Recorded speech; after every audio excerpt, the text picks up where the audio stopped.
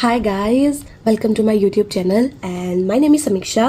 I guess I didn't reveal my name in my Instagram page. So yeah, and I am a registered nurse in the US. I cleared my New York State Board NCLEX exam in February. So today I am here to solve some problems जैसे कि आप लोगों को question solve करने में बहुत ज़्यादा problems आती हैं. लाइक टॉपिक तो हम सब लोग पढ़ लेते हैं, टॉपिक हम रट भी लेते हैं, रिवाइज भी कर लेते हैं और हमें धीरे धीरे याद भी हो जाती है चीज़ें. बट प्रॉब्लम पता है कहाँ आती है कि जब हम क्वेश्चन सॉल्व करने लगते हैं हमारे रिपीटेडली क्वेश्चन गलत होते हैं. हमें समझ नहीं आ रहा है कि गलती कहाँ हो रही है, क्योंकि हम लोग अच्छे से रिवाइज भी कर रहे हैं, पढ़ भी रहे हैं और उसके बाद भी हमारे क्वेश्चन गलत हो रहे हैं. मेरे साथ ये सेम प्रॉब्लम होती थी जब मैं अपना सिलेबस रिवाइज करती थी, क्वेश्चन सॉल्व करती थी. तो मैंने अपनी ट्रिक्स निकाली क्वेश्चन सॉल्व करने की, क्वेश्चन प्रैक्टिस करने की, उनके रैशनली पढ़ के क्वेश्चन सॉल्व करने की. सो कंसीडर मी कि मैं आप लोगों की तरह ही आज एक स्टूडेंट हूं जो कि एग्जाम की प्रिपरेशन कर रही है. And see me solving the questions कि मैं क्या चीज़ें सोचती हूँ क्वेश्चन सॉल्व करते टाइम, क्या चीज़ मेरे दिमाग में आती है, कितना मैंने सिलेबस पढ़ा है. कंसीडर कि मैंने सिलेबस नहीं पढ़ा है, आधा अधूरा पढ़ा हुआ है, आप लोगों की तरह मुझे आधी अधूरी नॉलेज है और उसके बाद मैं कैसे क्वेश्चन सॉल्व करती हूँ. So let's get started. So जो पहला पेशेंट है हमारे पास वो कंटिन्यूअस एंट्रल फीडिंग्स ले रहा है. किसके थ्रू? नेजोएंट्रिक ट्यूब के थ्रू. और देखने वाली चीज़ है कि पेशेंट को शॉर्टनेस ऑफ ब्रेथ आ रही है प्लस प्रोडक्टिव कफ भी आ रहा है. जब नर्स ऑस्कल्टेट करती है तो क्रैकल साउंड सुनने को मिल रहा है और उसकी जो ब्रेथ साउंड्स है वो डिमिनिश हो रही हैं. तो इस टाइम पर नर्स क्या करेगी, कौन सा अप्रोप्रिएट एक्शन है? Administer an inhaled bronchodilator. Okay, so I guess bronchodilator जो है वो कहीं ना कहीं उसकी शॉर्टनेस ऑफ ब्रेथ को इंक्रीज कर सकता है, एलिविएट कर सकता है. बट इस टाइम पर नेजोएंट्रिक ट्यूब के कारण जो चीज़ हो रही है उसमें ब्रोंकोडाइलेटर तो हेल्प नहीं करेगा, है ना. तो अगर मैं दूसरे ऑप्शन की बात करती हूँ, check marked insertion depth of the tube, तो ये चीज़ कहीं ना कहीं हेल्प कर सकती है, क्योंकि यहाँ पे उन्होंने ऊपर ट्यूब की ही बात की है, नेजोएंट्रिक ट्यूब, और नीचे यहाँ पे इन्होंने बोला है कि इंसर्शन डेप्थ चेक करो. तो क्या पता उसकी क्या पता वो जो ट्यूब है वो डिसलॉज हुई हो, ऊपर या नीचे गई हो, है ना, उसके कारण पेशेंट को शॉर्टनेस ऑफ ब्रेथ आ रही हो. ओके, सो नेक्स्ट है कि request prescription for a diuretic. तो डायूरेटिक हम इस केस में दे सकते हैं. नर्स ने क्रैकल साउंड ऑस्कल्टेट किया था तो कहीं ना कहीं डायूरेटिक इस चीज़ में हेल्प करती है. बट अभी के टाइम पर वो डिज्निक है और इसमें डायूरेटिक एकदम से हेल्प नहीं करेगी उसकी, इजंट इट. तो नेक्स्ट है कि start the client on incentive spirometry. Okay, तो स्पायरोमेट्री हमें दिखने में तो पॉजिटिव लग रहा है कि हाँ स्पायरोमेट्री करा दो, इट कैन हेल्प. बट यहाँ पे पेशेंट को क्या हो रही है, शॉर्टनेस ऑफ ब्रेथ हो रही है. अब शॉर्टनेस ऑफ ब्रेथ के टाइम पर अगर हम उसको स्पायरोमेट्री करने को देंगे तो उसके लंग्स और ज़्यादा थक जाएंगे, और ज़्यादा जोर लगेगा और वो थक जाएंगे. तो मैं तो रेकमेंड नहीं करूँगी कि वो इंसेंटिव स्पायरोमेट्री करे. सो हमारे पास फर्स्ट, थर्ड और फोर्थ ऑप्शन तो ऐसे ही एलिमिनेट हो गया, क्योंकि I can't risk with a bronchodilator at this moment. But ये क्वेश्चन ट्यूब से रिलेटेड है और यहाँ पे उन्होंने ट्यूब से रिलेटेड ही ऑप्शन दिया है और ये कहीं ना कहीं रिलेट भी कर रहा है, तो मैं इस ऑप्शन के साथ जाऊंगी. So I am gonna go with the second option. अगर कोई क्लाइंट फीडिंग ट्यूब के साथ एस्पिरेशन निमोनिया के साइंस प्रेजेंट कर रहा है, जैसे कि लंग साउंड्स डिमिनिश होना, क्रैकल्स, वीजिंग सुनना, डिज्निया प्लस प्रोडक्टिव कफ, तो इस केस में आपको क्या करना है, फीडिंग को इमीडिएटली स्टॉप करना है प्लस उसकी ट्यूब प्लेसमेंट को चेक करना है, डेप्थ को मेजर करना है, एक्सरे करवा सकते हो, पीएच रेट असेस कर सकते हो. नेक्स्ट क्वेश्चन हमारा मेंटल हेल्थ से रिलेटेड है. यहाँ पर जब नर्स एंटर करती है क्लाइंट के रूम में तो उसे दिखता है कि क्लाइंट और उसका स्पाउस दोनों ही रो रहे हैं. तो स्पाउस बताता है कि अभी अभी उनको डॉक्टर ने बताया है कि वो अल्जाइमर डिजीज से डायग्नोज हुआ है. तो यहाँ पर नर्स क्या बेस्ट रिस्पॉन्स दे सकती है? ऑप्शंस पे आते हैं. पहला ऑप्शन बोल रहा है कि do you have any questions about the diagnosis. तो जनरली नर्सेज ऐसा नहीं पूछ सकती हैं कि उसने खुद ही बोल दिया है कि भाई वो अभी अभी अल्जाइमर से डायग्नोज हुआ है ना. और अगर क्वेश्चन उनको पूछने भी होंगे तो नर्स यही बोलेगी कि आपको इस रिगार्डिंग डॉक्टर से बात करनी पड़ेगी. तो मैं इस ऑप्शन के साथ अभी तक तो नहीं जाऊंगी, आगे देखते हैं.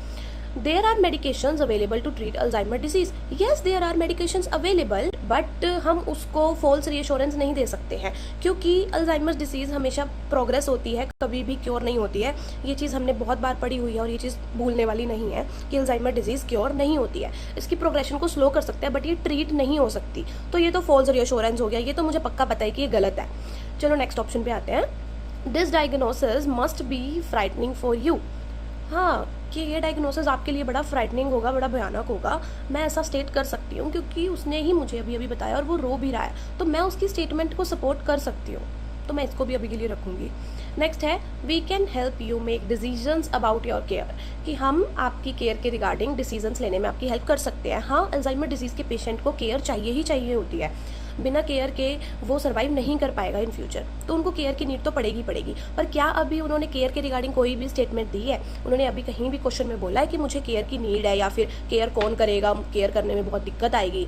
नहीं, वो बस रो रहे हैं कि ऐसी कोई डिजीज़ है और हम स्पाउस इस चीज़ से डायग्नोज हुआ है। तो ये उन लोगों के लिए बहुत ही ज़्यादा फ्राइटनिंग होगी। बाकी ऑप्शंस भी सही हैं, बट मैं थर्ड के साथ ही जाऊँगी।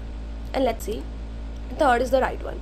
और ये एक थेराप्यूटिक कम्युनिकेशन का एग्जाम्पल है कि जब भी क्लाइंट या फैमिली ऐसी किसी लाइफ चेंजिंग स्टेटमेंट के साथ फेस करते हैं, तो नर्स को हमेशा सपोर्ट करना चाहिए उनके कोपिंग मैकेनिज्म को।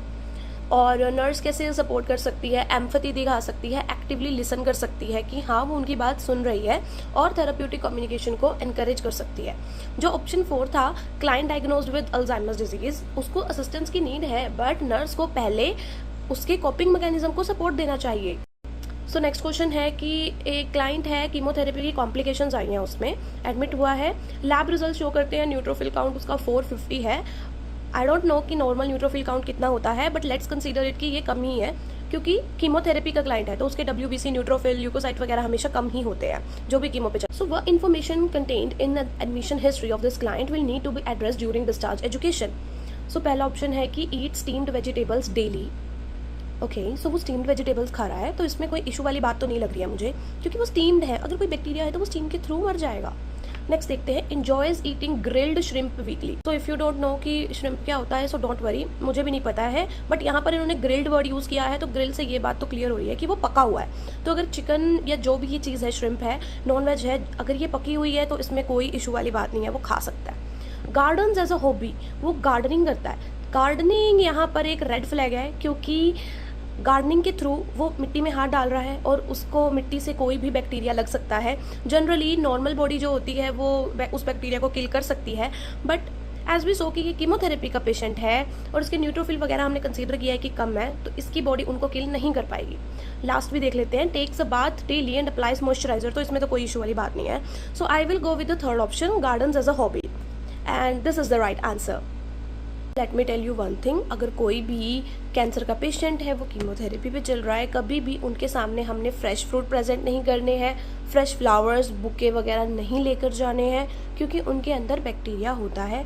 नॉर्मल ह्यूमन बॉडी उस बैक्टीरिया को किल कर सकती है, बट इनकी बॉडी किल नहीं कर सकती।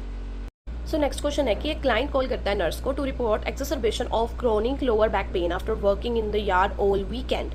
Knowing that his worsened back pain is probably due to acute inflammation, the nurse recommend which pharmacologic intervention। तो यहाँ पे एक क्लाइंट है, उसको लोअर बैक में बहुत ही ज़्यादा पेन है और वो बहुत लंबे टाइम से चल रहा है। क्यों है? और अभी वो पूरा हफ्ता उसने यार्ड में काम किया है, इसलिए अब नर्स को ये बात पता है कि ये back pain probably acute inflammation के कारण है, इन्फ्लेमेशन उसकी एक्यूट है। सो नर्स कौन सा नॉन फार्माकोलॉजिकल एक्शन जो है यहाँ पर उसको बता सकती है कि आप ऐसा कर सकते हो। पहला है हीटिंग पैड। तो हीटिंग पैड अगर आपने सुना हो, नॉर्मली जब हमें इंजरी होती है, फॉर एग्जांपल मेरे पैर पे जब इंजरी हुई थी, तो ये चीज़ मुझे तब पता चली थी कि इंजरी के 72 आवर्स तक आप कोल्ड एप्लीकेशन करोगे और उसके बाद आप हॉट एप्लीकेशन अप्लाई कर सकते हो। तो जब एक्यूट इन्फ्लेमेशन होती है उसमें हम हीट अप्लाई नहीं करते हैं, क्योंकि वो डेंजरस होती है, वैसोडाइलेशन और ज़्यादा कर देती है। तो इसको तो मैं नहीं करूँगी, क्योंकि ये मुझे पता है। Next, positioning for comfort. Okay, तो मैं उसको पोजीशन बता सकती हूँ कि आप इस पोजीशन में बैठ जाओ, इस पोजीशन में बैठ जाओ, इससे आपको कंफर्ट होगा। बट यहाँ पे इन्होंने बोला है कि भाई ये पूरा वीकेंड यार्ड में काम कर रहा था, उसके कारण इसको पेन हुआ है। तो जब वो पोजीशन में बैठेगा उसके बाद ठीक होगा, पर वो फिर से ज़्यादा हो जाएगा क्योंकि वो यार्ड में काम करेगा, है ना। तो इसलिए मैं इसको रखती हूँ अभी के लिए। अगर मेरे को कोई और ऑप्शन नहीं सही लगा तो मैं इस पर आऊँगी, बट अभी के लिए नहीं। Next is rest from pain aggravating activities. That's what I was talking about, कि वो पेन एग्रावेटिंग एक्टिविटी क्या है? यार्ड में काम करना। अगर मैं उसको बोलूँगी कि भाई तू ये एक्टिविटी मत कर, थोड़ा रेस्ट कर, तेरा कमर दर्द थोड़ा ठीक हो जाएगा, है ना, धीरे धीरे कर लियो, बाद में कर लियो, तो मे बी उसका बैक पेन ठीक हो सकता है। Next is stretching exercise. So stretching exercise पे भी वही चीज़ अप्लाई होती है कि स्ट्रेचिंग से थोड़ा बहुत रिलीफ मिल सकता है, बट अभी वो एक्यूट इन्फ्लेमेशन के फेज में है, तो एक्यूट इन्फ्लेमेशन में स्ट्रेचिंग करना बेवकूफ़ी होगी। जब उसका इन्फ्लेमेशन सबसाइड हो जाएगा उसके बाद वो कर सकता है स्ट्रेचिंग एक्सरसाइजेस वगैरह। पहले तो मैं रेकमेंड नहीं करूँगी एज अ नर्स। तो मैं तो ऑप्शन थर्ड के साथ जाऊँगी कि भाई जो भी तू एक्टिविटी कर रहा है प्लीज़ बंद कर, है ना, बंद कर।